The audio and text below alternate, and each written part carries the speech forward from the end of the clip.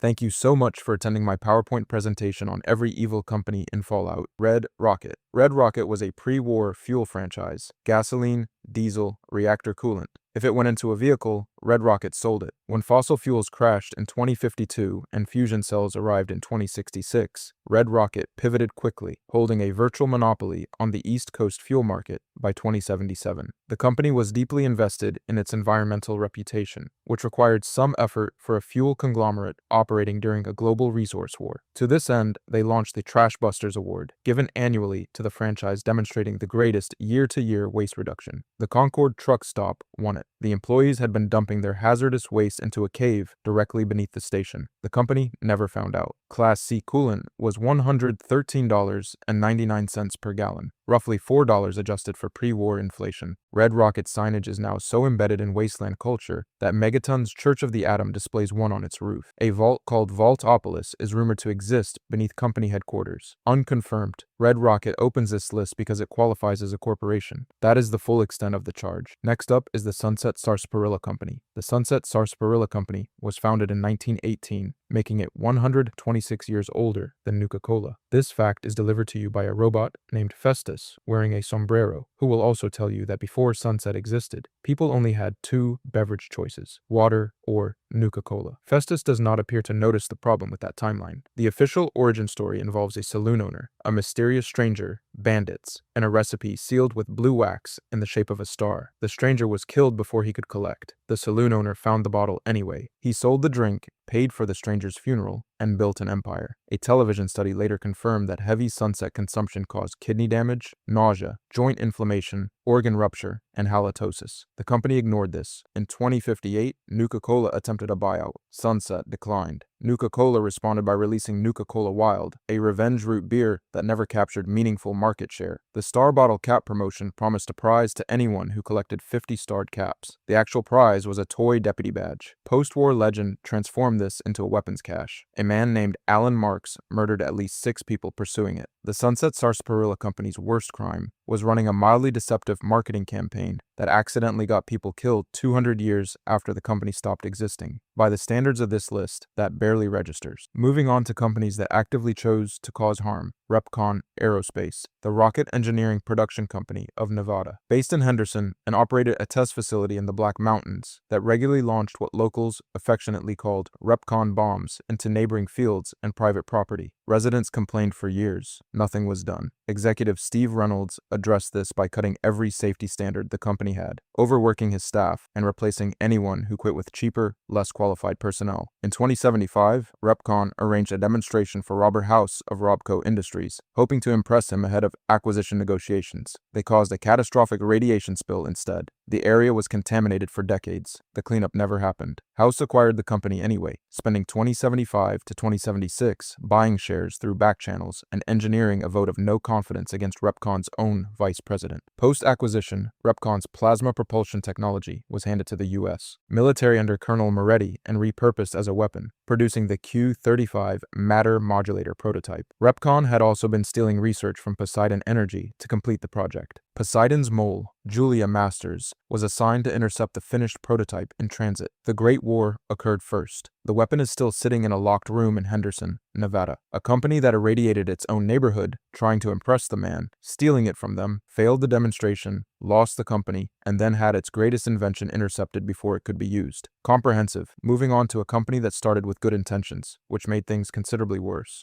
Carl Oslo spent 6 years at Poseidon Energy, watching clean technology get handed to the military and weaponized. He found this morally objectionable, so in 2043, he left. He founded Mass Fusion, dedicated his life to the Clean Power Initiative, and by 2070 had cornered the entire Massachusetts energy market. The clean power was not clean. The distribution boxes and plutonium wells were fundamentally fission-based, shielded with lead to prevent customers from detecting the radiation. Residents reported nausea, vomiting, hair loss, and radiation burns. Mass Fusion denied any connection. They also dumped coolant in lakes around Boston, while describing themselves, formally, as the leader in safe handling and disposal of radioactive waste. The one genuine achievement was the beryllium agitator, a real fusion breakthrough developed by lead scientist Dr. Noel Kandrich. It worked. it was stable. It could have provided over 22,000 megawatts to Massachusetts. Oslo had already arranged to hand it to the US military for weapons development. He did not tell Chandrik. When Chandrik found out, Oslo fired him, wiped his terminal, froze his pension, and enforced a non-compete agreement barring him from working in energy research at all. Chandrich's final message to Oslo: truly, you have become what you most despised. Just like Poseidon. Poseidon was attempting to acquire mass fusion when the bombs fell. Carl Oslo had approximately 7 weeks left to appreciate the irony. Next is a company with no redemptive arc whatsoever. General Atomics International made everything: nuclear reactors, laser weapons, smart home software, and robots. Primarily robots. The Mr. Handy, launched in 2037 as a construction and maintenance unit, proved useful enough in the 2042 Mexico City earthquake rescue operations that GAI dominated the consumer robotics market within a decade and eventually partnered with Robco Industries to produce the version still cheerfully floating around the wasteland today. The military applications followed. Under U.S. Army Contract 38917, GAI and Robco co-produced Liberty Prime around 2072, a 40-foot combat robot designed to retake Alaska from Chinese forces. They also participated in the RoboBrain project at Robotics Technology Facility RB2851 in Boston, using extracted human brains as central processors. The brains came from executed criminals and military prisoners. This was classified. The General Atomics Galleria in Massachusetts was designed to demonstrate what a commercial district would look like staffed entirely by autonomous robots. The director management system was activated. The robots functioned exactly as programmed. Multiple people died, including the human supervisor legally required to be on site. GAI's official response to robot-related fatalities was something internally described as an immediate financial settlement. In June 2077, waste runoff from their Massachusetts factory tripled contaminant levels in local waterways, prompting a formal government inquiry. The bombs fell 5 months later. The inquiry was not resolved. Next is a company that industrialized automation, acquired everything it touched, and built the single most consequential piece of consumer technology in the wasteland: Robco Industries. Robco Industries was founded in 2042 by Robert House, age 22, in Las Vegas. By his own account, he was worth $30 billion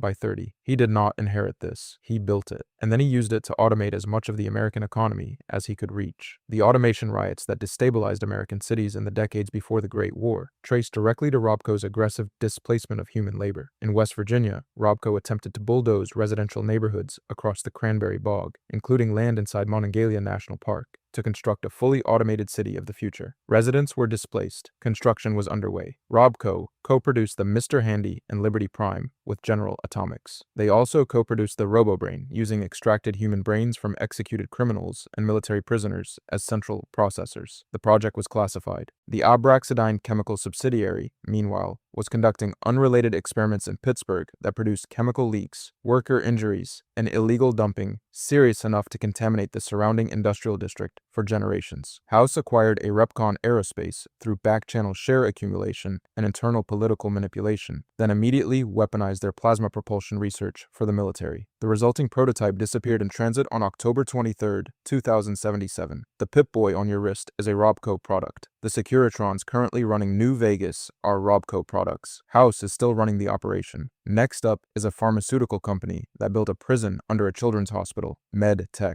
MedTech Laboratories sold the My First Infirmary and My First Laboratory home kits, marketed in cheerful advertising copy to ordinary households. The My First Laboratory could detoxify your body, remove addictions, and produce useful chemical compounds with a single day's brewing. Symptomatic machines were deployed in public locations across Appalachia for convenient medical diagnostics. The branding was warm, approachable, and family-oriented. Beneath the Medford Research Facility, MedTech maintained an immense prison system housing dozens of test subjects bought from an undisclosed source. The primary research project was Prevent, an experimental treatment for an unspecified disease. The research focused specifically on infectious diseases affecting only teenagers and children as a target demographic. Sales projections had Prevent at plus 250% by 2078 and plus 330% by 2079. This was the commercial priority when the facility director received advance warning of the nuclear strike. The building was placed into lockdown to prevent pathogen contamination. The lockdown authorized lethal force against anyone attempting to escape. Executives enacted separate evacuation procedures and fled. Researchers and imprisoned test subjects were locked inside together. Wayne Tornquist is the only known person to have successfully hacked out before the protocols fully engaged. The lockdown was never lifted. The facility remains sealed. The cells in the sublevels still have occupants. MedTech sold a home chemistry set called My First Laboratory to families while running a prison under a research building filled with purchased human subjects. The branding was, in retrospect, somewhat on the nose. Next is a company that could not make a non-lethal weapon if you gave them a decade and unlimited funding. They had both. Hallucigen Inc. Hallucigen Incorporated was founded to develop non-lethal biochemical technology for police and military use in the wake of the automation riots. Their official positioning, the world leader in cutting-edge non-lethal technology. Hallucigen gas launched in 2055. Test Protocol 59-211-01. Product, hallucigen gas. Goal, riot pacification. Delivery vehicle, Type 2 fragmentation grenade. Results, 2 out of 5 subjects injured by the grenade itself before the gas was even a factor. 5 out of 5 suffered traumatic adrenal gland rupture from gas exposure, causing hallucinations, extreme aggression, and uncontrolled frenzy. 4/5 were killed in the resulting melee. 1/5 died of heart failure. 1 subject survived initial exposure and began to acclimate before being beaten to death by the others. Development lab managers note, adjust dosage, retest. The Eradicator, a field decontamination product, neutralized 49 out of 50 biochemical contaminants successfully. It also delivered lethal radiation doses to all 3 test subjects and heavily irradiated the test chamber. The lab's formal recommendation was to reclassify it for lethal weapons research. The dispersant caused a test subject to flee the building screaming at the sight of their own child in the waiting room. The subject was later institutionalized. The researcher was fired. Hallucigen also held a contract with Vault-Tec to develop a mood-altering atmosphere additive for vault populations. It never materialized. It remained, in the company's own words, a disturbing rumor. The emergency evacuation procedure listed executives first, clerical staff second, science staff third, and did not mention test subjects at any point. The company sold hallucigen gas to Poseidon Energy to suppress a mining union protest. The protesters attacked the National Guard instead. Hallucigen filed Q3 losses of $1.8 billion.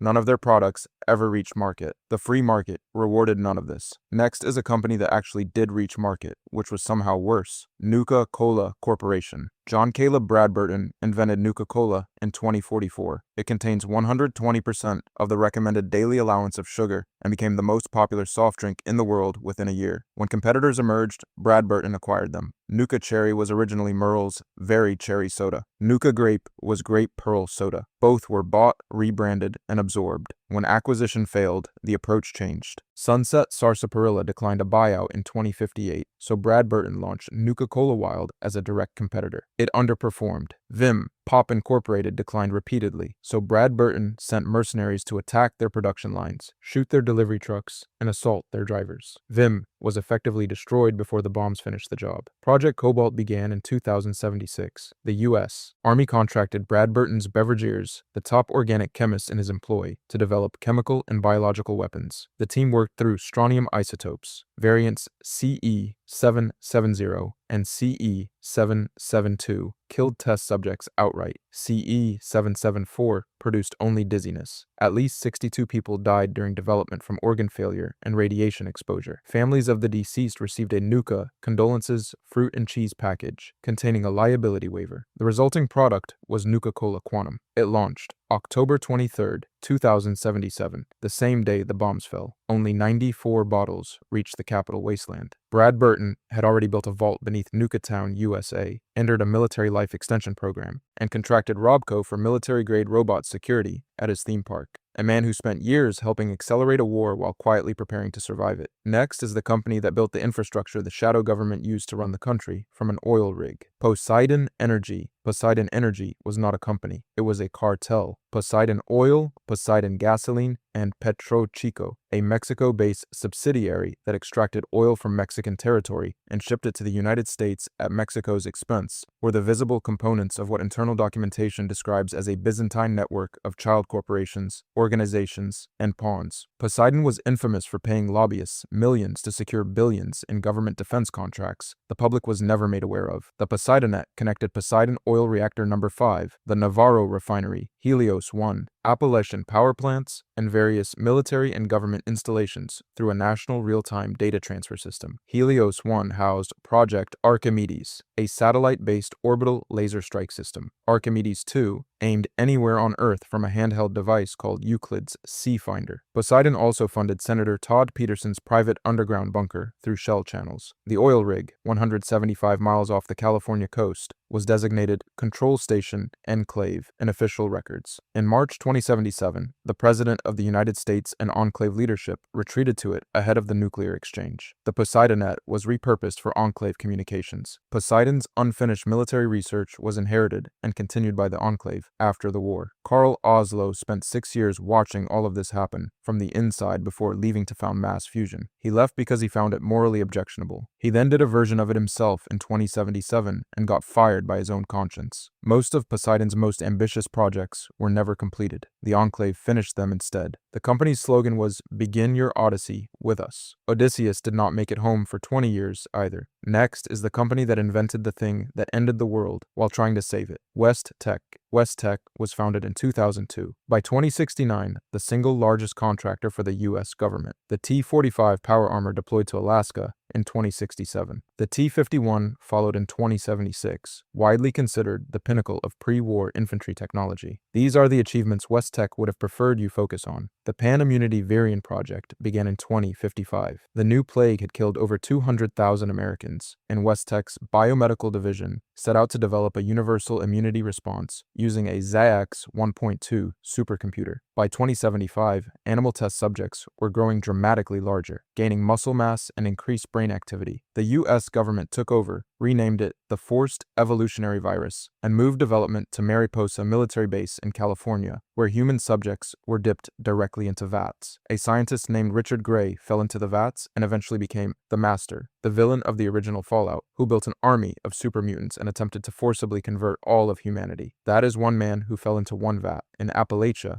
West Tech approached the failing town of Huntersville, West Virginia, offering new sewers and water infrastructure in exchange for building a nearby research facility. The actual directive was to introduce FEV into Huntersville's water supply and observe results. Residents reported flu symptoms. Then they started turning green, then mutating. The 12th Mountain Regiment was deployed to ensure nobody left. Edgar Blackburn's terminal entry, observation, not cure, was the purpose. West Tech's official position was an unusual flu strain. The virus created to protect soldiers from biological weapons became the most consequential biological weapon in human history. Next, and finally, is the company that may have started the war on purpose. Vault-Tec Corporation. Vault-Tec Corporation. Slogan: revolutionizing safety for an uncertain future. Founded by at least 2031. Contracted by the U.S. government to build 122 vaults across the country as nuclear shelters for the civilian population. Only 17 were control vaults, meaning only 17 were ever intended to function as advertised. The remaining 105 were pre-planned laboratories. Subjects were not informed. Vault 11 told residents they must sacrifice one person per year or the life support would shut off. It was a lie. Vault 87 infected residents directly with FEV. Vault 106 pumped psychoactive gas through the ventilation system for decades. Vault 108 cloned a single man named Gary until every inhabitant was Gary. Vault 29 admitted only children under 15, separating them permanently from their parents. Vault 4 was used as a commercial shoot featuring actor Cooper Howard, with visible signage in the background, reading test subjects. Nobody flagged this. Internal documentation describes Project Safehouse as a vast social experiment designed to study pre-selected segments of the population. Enclave-aligned leadership considered resources spent on control vaults wasteful. The experimental vaults received the real funding. The Fallout television series depicts a pre-war Vault-Tec executive meeting, in which company leadership discusses launching the nuclear bombs first, specifically to ensure their experiments, rather than a competitor's survival plan, would define whatever came next. Whether this is fully confirmed canon is still debated. The intent behind it is not. The 17 vaults that functioned correctly produced Shady Sands, which became the new California Republic. Vault-Tec accidentally preserved civilization 17 times out of 122.